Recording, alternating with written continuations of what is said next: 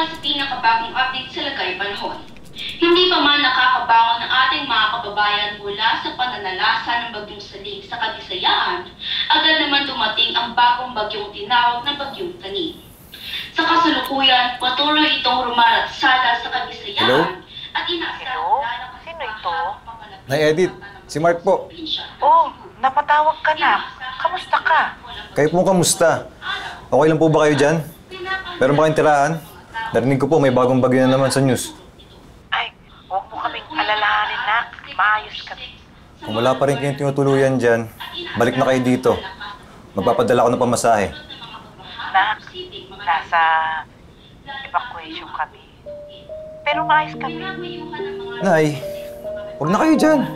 Dito na kayo, tara. Inak, hindi na. Huwag kang masyadong mag-alala dyan. Nakakahiya din. Hindi mo naman kami kaano-ano. Hindi mo rin kami kargo. Nay Edith, Nak, maniwala ka. Okay lang kami. Salamat dahil naalala mo kami. Appreciate ko yan. Pero salamat talaga. Mag-iingat ka riyan na. Huwag ka kumain ng mga delata. Walang sustansya yun. Ligpitin mo yung mga kalat para makakilos ka ng maayos ba.